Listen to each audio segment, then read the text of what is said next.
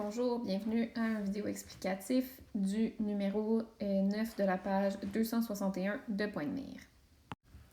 Alors, la première chose qu'on va faire, ça va être de lire le problème. Karim emballe un cadeau dans une boîte en forme de prisme régulier à base carrée.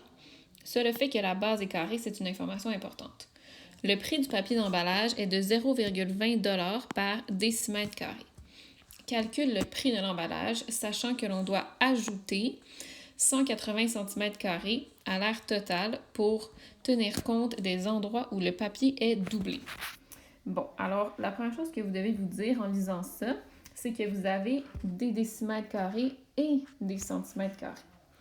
Là, puisque le prix de l'emballage est en décimètres carrés, moi, je vais faire mes calculs en décimètres carrés. Donc, si je regarde sur le côté les mesures qu'on a dans notre prisme. On a une mesure en décimètres et une mesure en centimètres. La première chose que je vais faire, c'est donc d'aller transformer 25 cm en décimètres. Donc, 25 cm, ça donne 2,5 décimètres. Là, ce qu'on me demande, c'est de savoir c'est quoi l'aire du papier d'emballage qui va me permettre de recouvrir tout ce prisme.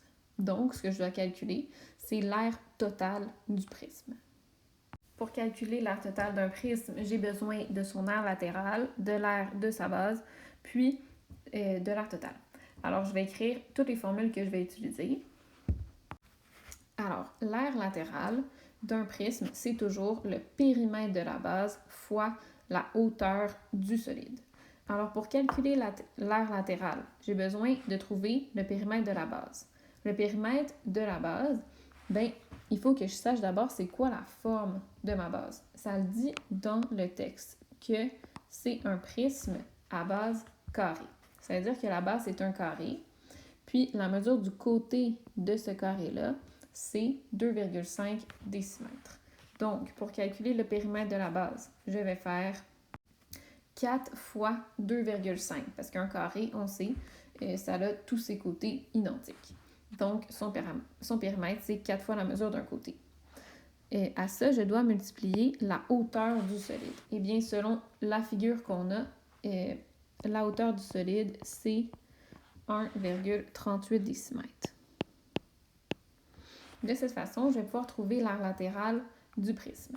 Ensuite, je dois trouver l'aire de la base. L'aire de la base, j'ai utilisé comme formule C à la 2 parce qu'on me dit que la base, c'est un carré. On sait que la formule de l'aire d'un carré, c'est côté à la 2. Là, je vais regarder encore dans ma figure, c'est quoi la mesure du côté. C'est 2,5 décimètres. Donc, je sais que l'aire de la base, ça va être égal à 2,5 à la 2.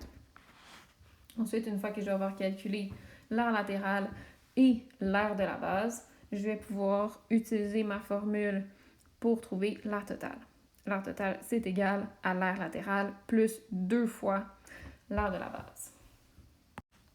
Ensuite, la quatrième étape, ça va être de faire une conversion. Parce que l'aire totale que j'ai trouvée, elle va être en décimètres carrés. Puis, on sait qu'il faut que j'ajoute 180 cm² à l'aire totale pour tenir compte des endroits où le papier est doublé. Ça veut dire que je veux savoir 180 cm², c'est combien de décimètres carrés. Pour faire ça, je vous rappelle que le bond entre les unités carrées, c'est des bonds de 100. Fait que pour passer de décimètres carrés à centimètres carrés, il faut faire fois 100. Puis pour passer de centimètres carrés à décimètres carrés, il faut faire diviser par 100. Donc, si on cherche 180 cm², c'est combien de décimètres carrés? Il va falloir que je fasse 180 divisé par 100. Une fois que je vais avoir fait ça, je vais devoir faire une 5e étape qui va être de calculer, dans le fond, la quantité totale de papier d'emballage que j'ai besoin en décimètres carrés. Pour calculer la quantité totale de papier, je vais devoir faire l'aire totale du prisme plus la quantité de papier d'emballage qui est en surplus là, pour les endroits où le papier est doublé. Puis, la dernière étape, ça va être de calculer le prix. Pour faire ça, on va avoir besoin de la quantité totale de papier et du fait que ça coûte 0,20 $ pour chaque décimètre carré. Donc, on va faire la quantité totale en décimètres carrés fois 0,20, puis ça va nous donner le prix total que ça va nous coûter pour emballer le cadeau. C'est tout. Merci.